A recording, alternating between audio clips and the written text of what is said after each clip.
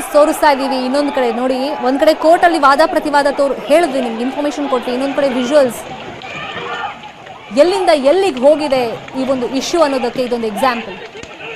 ಪೊಲೀಸರು ಪರಿಸ್ಥಿತಿಯನ್ನ ಕಂಟ್ರೋಲಿಗೆ ತರಬೇಕು ಅಂದ್ರೆ ಲಾಠಿ ಪ್ರಹಾರ ಮಾಡಬೇಕಾಯ್ತು. ಇವತ್ತು ದಾವಣಗೆರೆಯ ಹರಿಹರದಲ್ಲಿ ಆಗಿರುವಂತಹ ಘಟನೆ ಇದು. DRM ಕಾಲೇಜಲ್ಲಿ ಮಕ್ಕಳ ಜೊತೆಗೆ ಪೋಷಕರು ಬರ್ತಾರೆ. ಇದು ನಮ್ಮ ಧಾರ್ಮಿಕ ಹಕ್ಕು, ನಮ್ಮ ಧಾರ್ಮಿಕ ಸ್ವಾತಂತ್ರ್ಯ, ಅವಕಾಶ ಕೊಡಬೇಕು ಅಂತ ಎರಡೂ ಧರ್ಮದವರು ಕೇಳ್ಕೊಂಡ್ರು. ಪರಿಸ್ಥಿತಿ ವಿಕೋಪಕ್ಕೆ ಹೋಯ್ತು. ತಹಬದಿಗೆ ತರಬೇಕು ಅಂದ್ರೆ ಲಾಠಿ ಚಾರ್ಜ್ ಮಾಡುವಂತ ಅನಿವಾರ್ಯ ಪರಿಸ್ಥಿತಿ. ಪೊಲೀಸರು ಲಾಠಿ ಪ್ರಹಾರ ಮಾಡಿದ್ರು. 144 ಸೆಕ್ಷನ್ ಕೂಡ ಜಾರಿ ಮಾಡಿದ್ದಾರೆ. ಅಶ್ರುವಾಯು ಸಿಡಿಸಿದ್ದಾರೆ.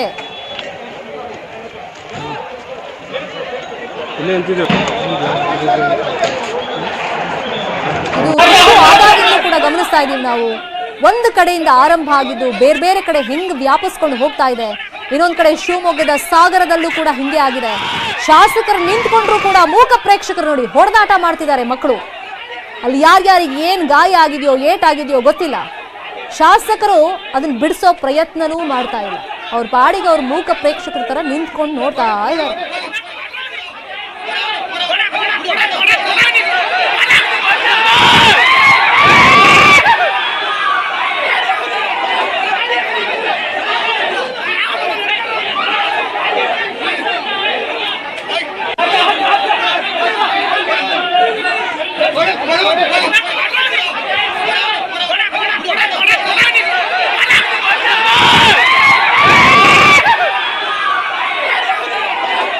ಮತ್ತೆ ವಿದ್ಯಾರ್ಥಿಗಳಿಗೆ ಕಿವಿ ಮಾತನ್ನ ಹೇಳ್ತಾ ಇದ್ದೀವಿ.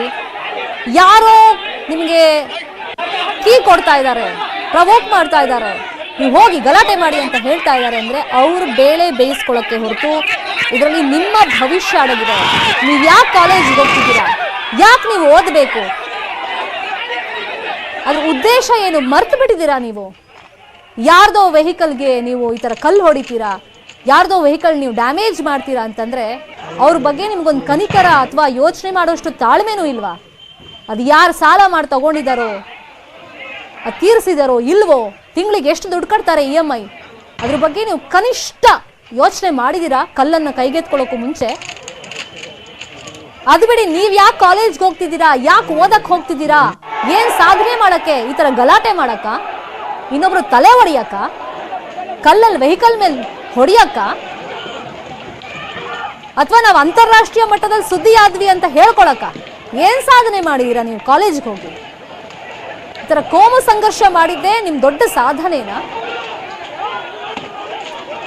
ಅವ್ರು ಹಿಜಾಬ್ ಹಾಕೊಂಬಂದ್ರೆ ನಾವು ಕೇಸರಿ ಶಾಲ್ ಹಾಕೊಂಡ್ಬರ್ತೀವಿ. ನಮ್ ಹಿಜಾಬ್ ನಮ್ ಹಕ್ಕು. ನಮ್ ಸೂಪರ್ ಸೀನಿಯರ್ಸ್ ಹಾಕೋ ಬರ್ತಾ ಇದ್ರು, ನಮ್ ಸೀನಿಯರ್ಸ್ ಹಾಕೋ ಬರ್ತಿದ್ರು. ಈಗ ಯಾಕೆ ಅವಕಾಶ ಇಲ್ಲ?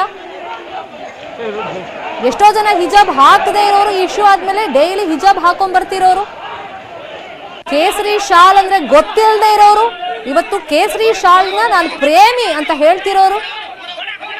ಏನ್ ಸಾಧನೆ ಮಾಡೋಕೆ ನೀವು ಕಾಲೇಜ್ ಹೋಗ್ತಾ ಇದ್ದೀರಾ? ನಿಮ್ಮ ಭವಿಷ್ಯವನ್ನ ರೂಪಿಸ್ಕೊಳ್ಳೋದಕ್ಕೆ. ಅದನ್ನ ಯಾಕೆ ಮರ್ತು ಬಿಟ್ಟಿದ್ದೀರಾ ನೀವು? ಈ ತರ ಗಲಾಟೆ ಮಾಡೋದ್ರಿಂದ ನಿಮ್ ತಲೆ ಒಡೆದೋಯ್ತು, ನಿಮ್ಗೆ ಆರೋಗ್ಯ ಸಮಸ್ಯೆ ಆಯ್ತು ಅಂದ್ರೆ ನಿಮ್ಮನ್ನು ಕಳಿಸಿದಾರಲ್ಲ ಗಲಾಟೆ ಮಾಡೋಕೆ, ಅಥವಾ ಅಲ್ಲಿ ನಿಂತ್ಕೊಂಡು ನೋಡ್ತಾ ಇದಾರಲ್ಲ ಶಾಸಕರೂ ಸೇರಿಸಿ, ಅವ್ರು ಯಾರು ನಿಮ್ ಸಹಾಯಕ್ಕೆ ಬರಲ್ಲ, ನಿಮ್ ಫ್ಯಾಮಿಲಿಗೆ ಆಧಾರ ಆಗಲ್ಲ.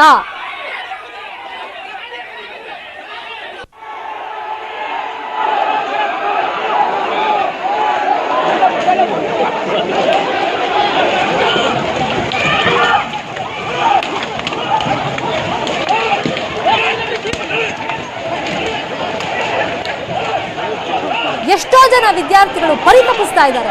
ಅಯ್ಯೋ ಕೋವಿಡ್ ಬಂತು, ನಮಗೆ ಸರಿಯಾಗಿ ಓದಕ್ಕಾಗಲಿಲ್ಲ, ಎಜುಕೇಶನ್ ಸಿಕ್ಕಿಲ್ಲ, ನಮಗೆ ಆನ್ಲೈನ್ ಕ್ಲಾಸಸ್ ಅಟೆಂಡ್ ಮಾಡಕ್ ಆಗ್ತಿಲ್ಲ, ಕಷ್ಟ ಆಗ್ತಿದೆ. ಯಾಕಂದ್ರೆ ನಮ್ಮ ಮನೇಲಿ ಇರೋದೇ ಒಂದು ಮೊಬೈಲ್. ಅದ್ರಲ್ಲಿ ಹೆಂಗ್ ಪಾಠ ಕೇಳೋದು, ಯಾವ ತರ ನಾವು ಸ್ಕೆಡ್ಯೂಲ್ ಮಾಡ್ಕೋಬೇಕು? ನಮ್ಮಲ್ಲಿ 3-4 ಜನ ಮಕ್ಕಳಿದ್ದಾರೆ, ಅಥವಾ ನಮ್ಮಪ್ಪ ಹೊರಗಡೆ ಹೋಗುವಾಗ ಮೊಬೈಲ್ ತಗೊಂಡು ಹೋಗ್ತಾರೆ, ನಮಗೆ ಕಷ್ಟ ಆಗ್ತಿದೆ. ದಯವಿಟ್ಟು ನಮ್ಮನ್ನ ಶಾಲೆ ಕಾಲೇಜಿಗೆ ಕರೆಸ್ಕೊಳ್ಳಿ. ಅಥವಾ ಈ ಮಲ್ನಾಡ್ ಕರಾವಳಿ ಭಾಗದ ಮಕ್ಕಳು, ನಮಗೆ ನೆಟ್ವರ್ಕ್ ಸಮಸ್ಯೆ ಆಗ್ತಾ ಇದೆ, ನಮಗೆ ಕಲಿಯಕ್ಕೆ ಆಸೆ ಇದೆ, ಆದರೆ ನೆಟ್ವರ್ಕ್ ಸಮಸ್ಯೆಯಿಂದ ನಮ್ಮ ಓದಿಗೆ ಹಿನ್ನಡೆ ಆಗ್ತಾ ಇದೆ. ನಾವು ಹಿಂದುಳಿತಾ ಇದ್ದೀವಿ ಶೈಕ್ಷಣಿಕವಾಗಿ, ದಯವಿಟ್ಟು ನಮ್ಮನ್ನ ಶಾಲಾ ಕಾಲೇಜಿಗೆ ಕರೆಸಿ, ಕೋವಿಡ್ ಇದ್ರೂ ಕೂಡ ನಾವು ಪ್ರೋಟೋಕಾಲ್ ಎಲ್ಲ ಫಾಲೋ ಮಾಡಿಕೊಂಡು ನಾವು ಓದಬೇಕು ಅಂತ ಆಸೆ ಪಡ್ತೀವಿ ಅಂತ ವಿದ್ಯಾರ್ಥಿಗಳು ಹೇಳಿದ್ದನ್ನು ಕೇಳಿ ನಮಗೆ ಪಾಪ ಇವ್ರಿಗೆ ಸೌಲಭ್ಯ ಸಿಗ್ತಾ ಇಲ್ವಲ್ಲಪ್ಪ ಅಂತ ನಾವು ಕೊರಗಿದ್ದೀವಿ. ಕೋವಿಡ್ ಕಡಿಮೆ ಆಗ್ತಾ ಇದೆ, ಶಾಲೆಗೆ ಹೋಗಿ ಕಲೀರಿ ಅಂತ ನಿಮ್ಮನ್ನು ಕಳಿಸಿದ್ರೆ ಘೋಷಣೆಗಳು ನೋಡಿ ಹೆಂಗ್ ಕೂಗ್ತಾರೆ. ಯಾವ ಸಂಘಟನೆ ಕಾರ್ಯಕರ್ತೆಯರಿಗೂ ಕಡಿಮೆ ಇಲ್ಲ ಇವರೆಲ್ಲ. ಈ ತರ ಕೂಗಿ ಅಂತ ಹೇಳೋದಕ್ಕ ನಿಮ್ನ ಶಾಲಾ ಕಾಲೇಜಿಗೆ ಕಳಿಸಿರೋದು ನಿಮ್ಮ ಅಪ್ಪ ಅಮ್ಮ.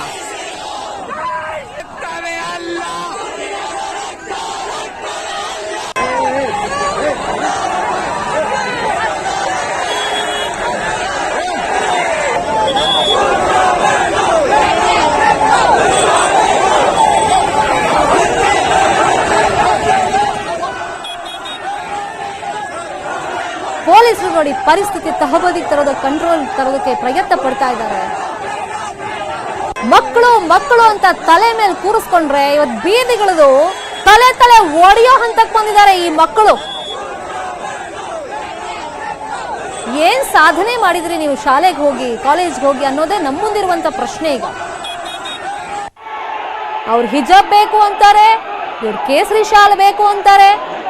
ಹಂಗಾದ್ರೆ ಶಿಕ್ಷಣ ನಿಮಗೆ ಮುಖ್ಯ ಅಲ್ವಾ?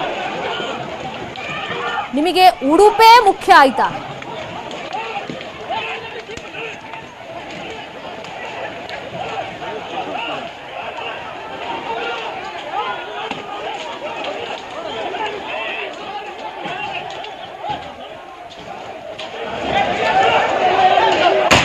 ನೋಡಿ ಎಂತ ಪರಿಸ್ಥಿತಿಯನ್ನು ವಿದ್ಯಾರ್ಥಿಗಳು ತಂದುಕೊಂಡಿದ್ದಾರೆ.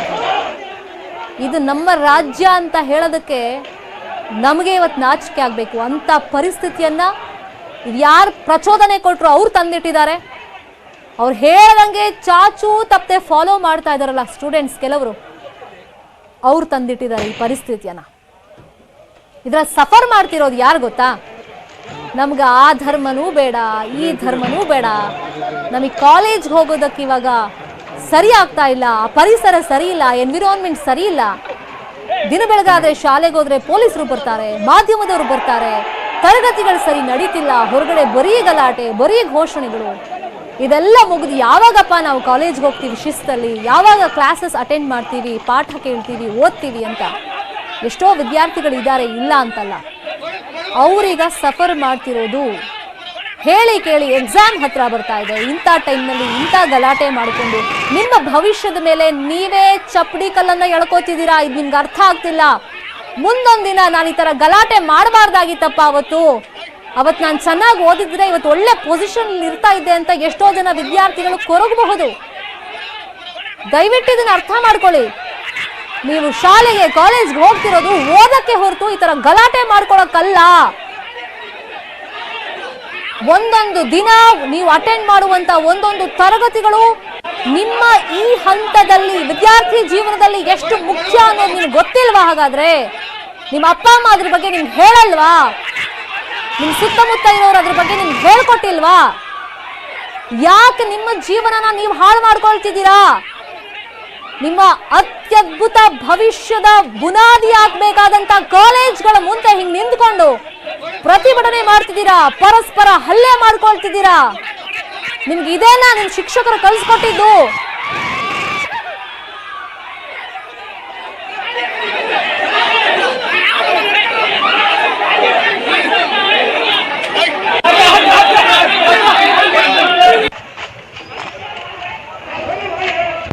ಹೈಕೋರ್ಟ್ ಅಲ್ಲಿ ಏನಾಗ್ತಿದೆ ಅಂತ ನಿಮ್ಗೆ ವಿಷಯವನ್ನ ತಿಳಿಸ್ಬಿಡ್ತೀವಿ. ಜಾತ್ಯತೀತತೆ ಅಂತ ಬರ್ತಾ ಇದೆ.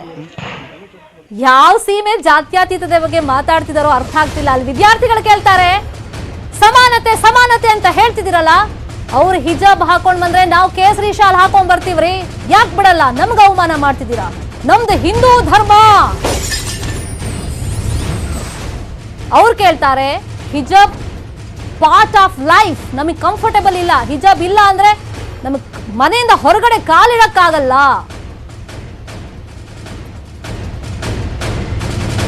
ಎಂತ ಪರಿಸ್ಥಿತಿಗೆ ವಿದ್ಯಾರ್ಥಿಗಳನ್ನ ದೂಡು ಬಿಟ್ಟಿದ್ದಾರೆ. ಕೋಮುವಾದಿಗಳು ಸಂಘರ್ಷವನ್ನ ಬೇಕು ಅಂತಲೇ ಮಾಡಿಸ್ತಾ ಇದಾರಲ್ಲ. ಈ ಅಪ್ಪ ಅಮ್ಮಂದ್ರಿಗೆ ಬುದ್ಧಿ ಇಲ್ವಾ ಹಾಗಾದ್ರೆ? ಮಕ್ಕಳನ್ನ ಕಂಟ್ರೋಲ್ ಮಾಡಕ್ ಆಗ್ತಾ ಇಲ್ವಾ ಹಾಗಾದ್ರೆ ನಿಮ್ ಹತ್ರ?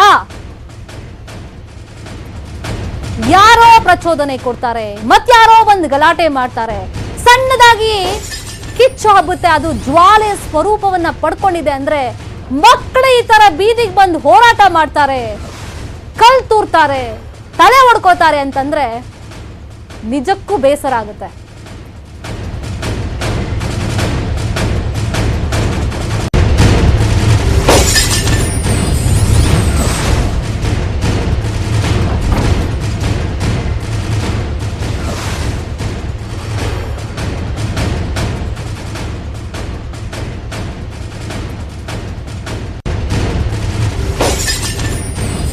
ಹೈಕೋರ್ಟ್ ಅಲ್ಲಿ